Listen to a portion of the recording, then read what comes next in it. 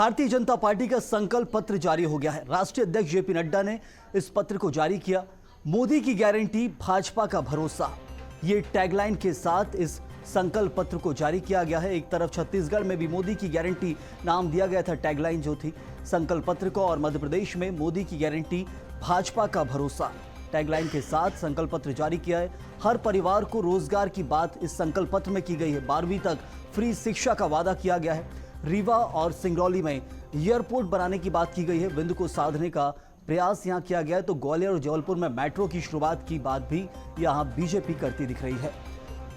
तो वर्ग विशेष को भी साधा है, क्षेत्रवार भी ध्यान रखा है कि कैसे कौन सी घोषणाएं पूरी करनी है और उस क्षेत्र में कैसे उन लोगों को साधना है। तो एक जो इंतजार की बात थी कि आखिर संकल्प पत्र में क्यों देरी हो रही है, देरी का कारण आप समझिए, हर एक वर्ग को साधना पड़ता है, क्योंकि संकल्प पत्र ही होता है, घोषणा पत्र ही होता है जो तय करता है कि सत्ता में जब पार्टी आएगी या फिर नहीं आएगी। जनता ये तय करती है, क्योंकि बीजेपी और कांग्रेस दोनों पार्टियों ने अपना घोषणा पत्र जारी कर दिया है।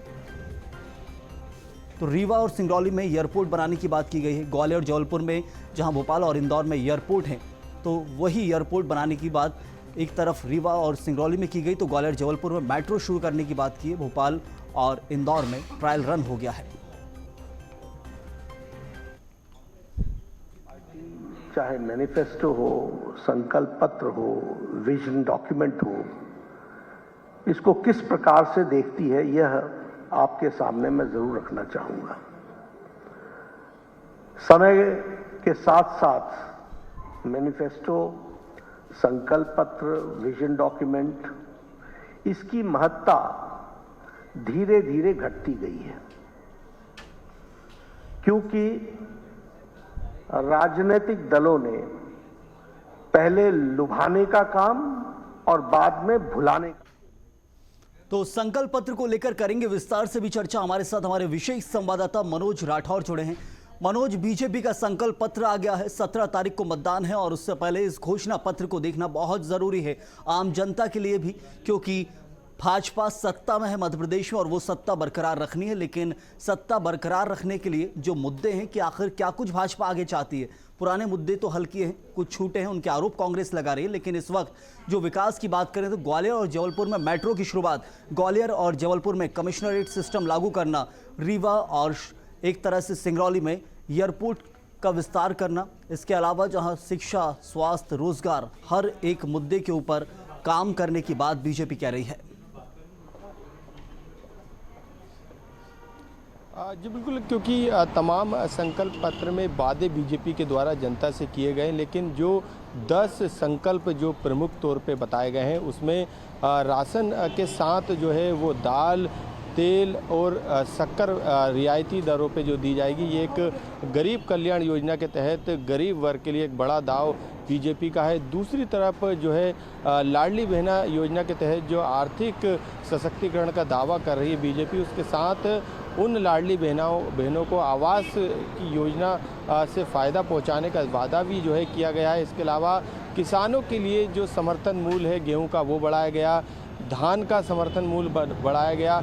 इसके अलावा हर परिवार, जिसमें जिक्र किया गया कि प्रत्येक परिवार में कम से कम एक रोजगार या एक स्वरोजगार सुनिश्चित किया जाएगा, ये भी वादा किया गया है। इसके अलावा तमाम वादे जो हैं वो अलग अलग वर्ग के हिसाब से किए गए। लेकिन यदि हम कांग्रेस की संयम 5 गारंटी की बात करें, जिनको लेके कांग्रेस लगातार ज़मीनी स्तर पे जनता के बीच में पहुंचने का दावा कर रही है, और 5 गारंटी में से सबसे पहली गारंटी जो है वो नारी सम्मान योजना के तहत 1500 रुपये दिए जाने का जिक्र बार बार कांग्रेस करती, लेकिन यहाँ पर 1250 रुपये लाडली बहना योजना के नाम पर दिए जा रहे हैं। जो पात्र बहनें हैं जिनकी संख्या 1 करोड़ 30 लाख बीजेपी के द्वारा बताई जा रही है, उन्हें ये लाभ दिया जा रहा है। लेकिन यहाँ पर 3000 रुपये तक के बढ़ाने के जो वादे और होर्डिंग्स में जो चीज़ें नज़र आ रही है पूरे मध्य प्रदेश में, वो इस संकल्प पत्र में दिखाई नहीं दिया। लेकिन उन्होंने एक कदम आगे बढ़ते हुए बीजेपी ने लाडली बहनों को आवास का लाभ देने के लिए, यानी उन्हें मकान देने का वादा भी किया है। किसानों को लेकर जरूर 5 हार्स पावर तक की मोटर पे निःशुल्क बिजली का बिल, यानी बिना बिजली के बिल के वो इतना पानी की सिंचाई इस 5 हार्स पावर की मोटर से कर सकते थे। किसानों के लिए कांग्रेस का वादा था, लेकिन यहाँ पर इसको लेकर जरूर, बिजली के बिल को लेकर जरूर तमाम वादे बीजेपी के द्वारा किए जा रहे हैं। तो 500 रुपये गैस सिलेंडर की गारंटी हो, जिस तरीके से बीजेपी ने 450 रुपये का क्लेम किया था और 450 रुपये उज्ज्वला योजना के तहत तमाम लाडली बहना जिनके नाम पे कनेक्शन है गैस सिलेंडर के, उनको देने की बात की गई थी। तो ये वादे कहीं ना कहीं कांग्रेस के सामने बिल्कुल सेम नज़र आते हैं। 12वीं तक की जो पढ़ाई है वो फ्री में कराए जाने की। तुलनात्मक विश्लेषण जरूरी है क्योंकि अब बीजेपी और कांग्रेस दोनों के घोषणा पत्र आमने सामने आ गए हैं। जो 5 गारंटियां कांग्रेस ने जिक्र किया था, उसके बाद बीजेपी उन गारंटियों को क्या तोड़ लेकर आई है, उसको लेकर भी करेंगे चर्चा। बीजेपी ने अपना संकल्प पत्र जारी किया है जिसमें गरीब परिवार के सभी छात्रों को 12वीं तक फ्री शिक्षा की बात की गई है। हर परिवार के एक व्यक्ति को रोजगार का वादा भी बीजेपी ने अपने संकल्प पत्र में किया है। अनाज के साथ शक्कर और तेल भी देने की बात की है। ग्वालियर और जबलपुर में मेट्रो की शुरुआत होगी। भोपाल और इंदौर में जहां ट्रायल रन है और ग्वालियर और जबलपुर को भी अब मेट्रो के लिए विकसित किया जाएगा। रीवा और सिंगरौली में एयरपोर्ट बनाए जाएंगे।